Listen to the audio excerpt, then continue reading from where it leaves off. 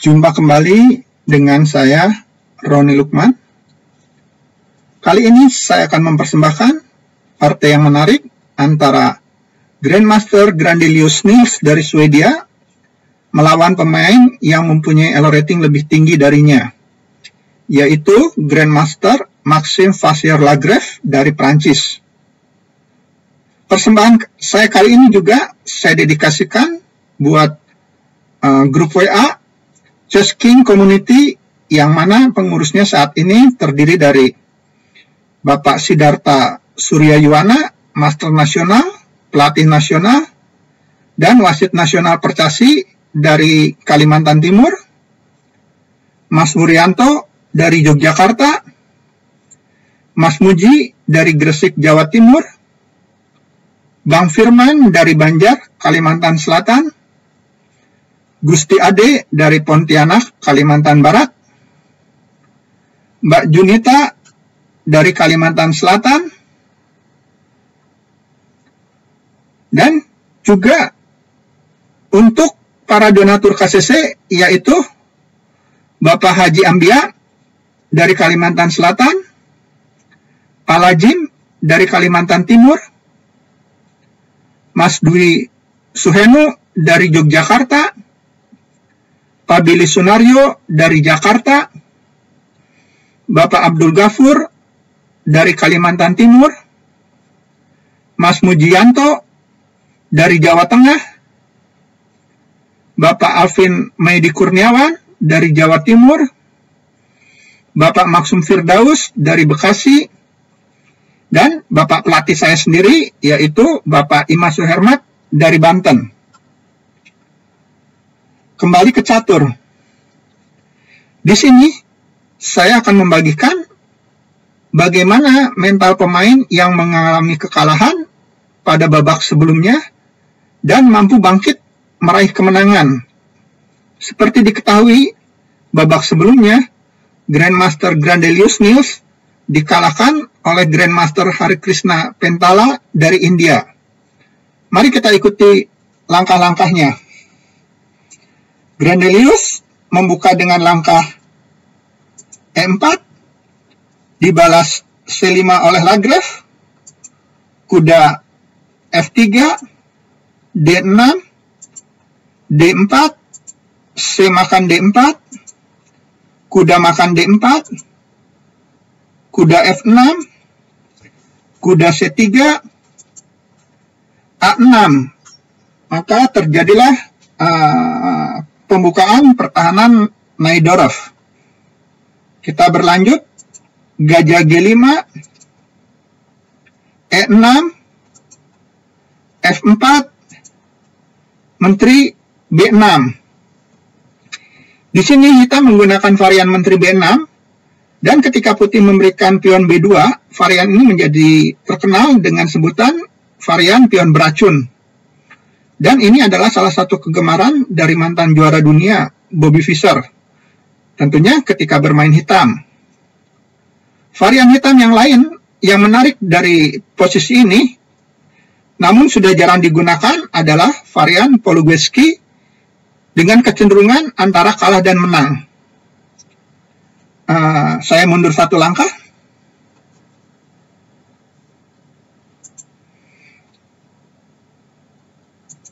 Hitam melangkah B5, E5, D makan E5, F makan E5, menteri C7, E makan F6. Saya mundur satu langkah dalam posisi analisa. Kemungkinan lain putih dalam posisi ini adalah kuda F3. Kita kembali kepada posisi utama analisa. Setelah E makan F6, hitam melanjutkan dengan menteri E5 skak, gajah E2, menteri makan G5, rokade, benteng A7, langkah bagus untuk mengontrol baris 7, kuda E4, Menteri E3, kuda F2, benteng D7, C3, dan partai berjalan dengan penuh komplikasi. Kita kembali ke posisi utama. Setelah Menteri B6, putih melangkah Menteri D2, dan jika saya mundur kembali satu langkah, pilihan lain putih di sini adalah kuda B3, atau bisa juga melakukan sedikit pancingan dengan langkah A3. Tentu saja hitam tidak bisa melangkah Menteri makan B2 karena putih akan melanjutkan dengan kuda A4 dan Menteri hitam terperangkap. Kembali ke posisi utama. Setelah Menteri D2,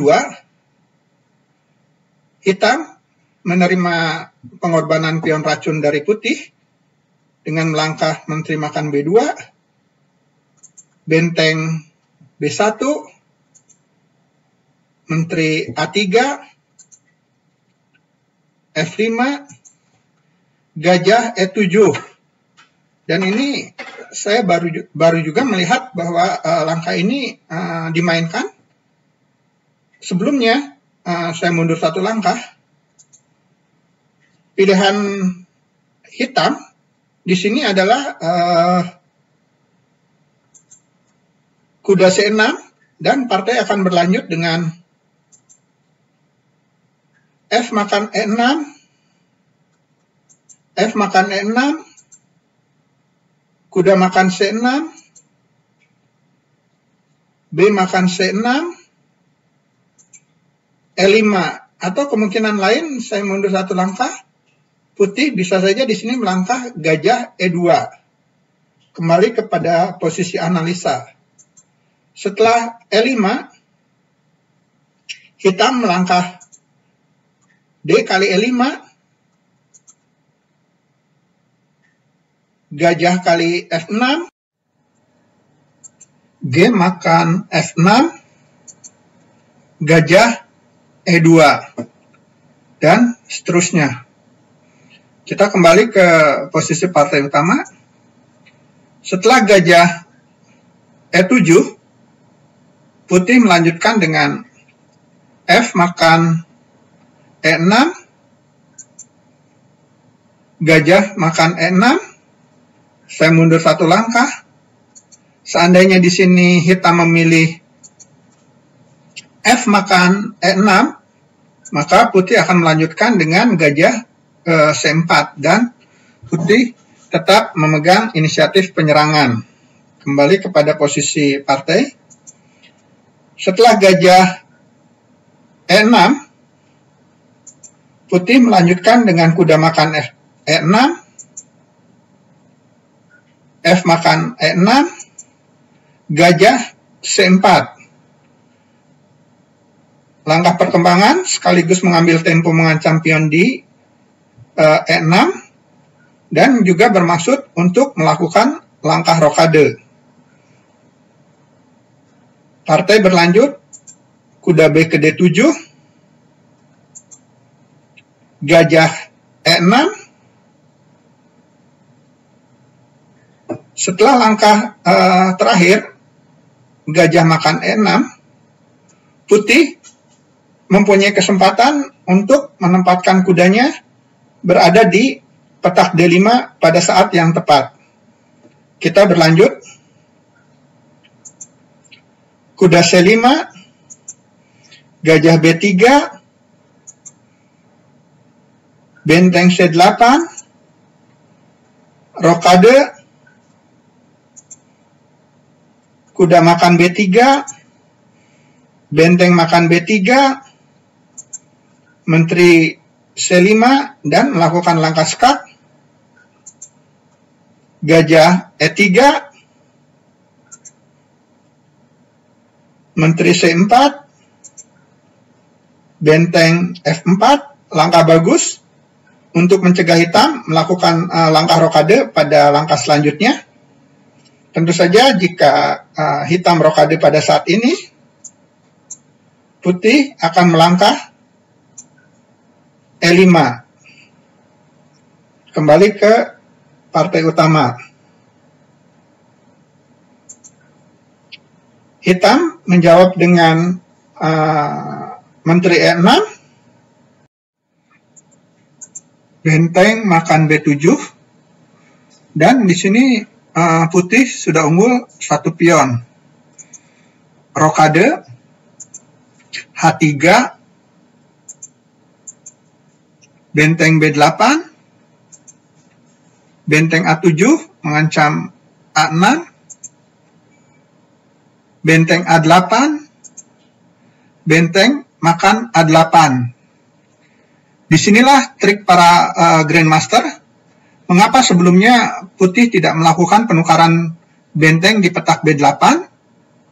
Alasannya tentu saja ketika benteng beradu di petak B8, hitam langsung menguasai baris B. Dan sekarang jika hitam ingin menguasai garis B, tentu saja memerlukan satu langkah tambahan. Partai berlanjut, benteng makan A8, kuda D5, benteng B8, tentu saja saya mundur. Hitam tidak melangkah kuda makan E4 karena kuda makan E7, menteri makan E7, menteri D5, skak, dan jelas putih menang. Kembali kepada posisi partai utama. Setelah benteng B8, putih melangkah C4, gajah D8, menteri F2, kuda D7, gajah D4. Perhatikan di sini, putih kembali melakukan penataan buah-buahnya untuk menempati posisi yang tepat.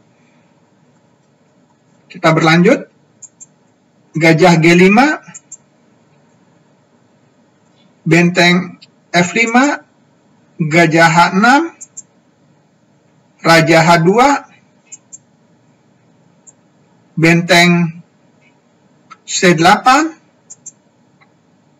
menteri G3, G6, menteri H4. Langkah bagus dengan mengancam gajah sekaligus mengancam petak E7. Gajah F8, saya mundur satu langkah. Bila dalam posisi ini hitam melangkah G makan F, maka akan berlanjut E makan F5, menteri E8, kuda E7 skak, raja F7, kuda makan C8. Tentu saja posisi putih unggul. Kita kembali ke posisi partai utama. Setelah gajah F8, putih melanjutkan dengan benteng F6. Langkah penyelesaian taktis yang bagus.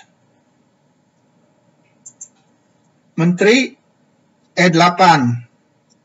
Saya mundur satu langkah. Seandainya di sini hitam melangkah kuda makan F6, maka putih akan menjawab dengan langkah kuda F6 skak, raja F7, menteri makan H7 skak, gajah G7, kuda G4, benteng G8, kuda H6, dan putih menang. Kembali kepada posisi partai. Setelah benteng F6, hitam melanjutkan dengan menteri E8,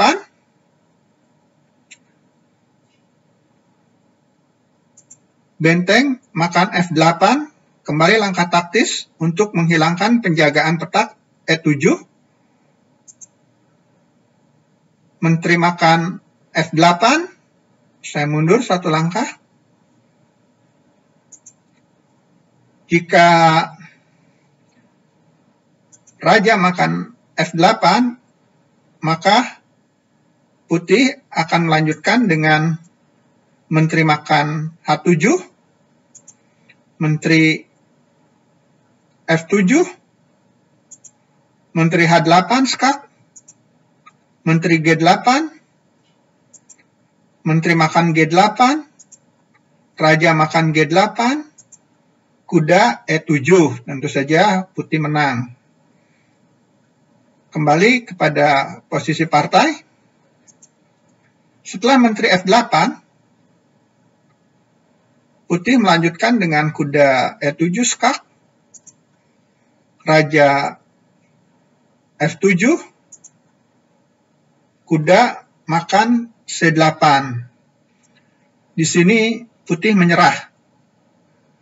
Demikian partai menarik yang ditunjukkan oleh Grandmaster Grendelius Niels dari Swedia, yang mana pada pertandingan babak sebelumnya dikalahkan oleh Grandmaster Hari Krishna Pentala dari India. Disinilah kita bisa mendapat pelajaran bahwa mental yang baik mampu bangkit dari kekalahan. Sampai bertemu lagi di video selanjutnya. Gens Unasumus.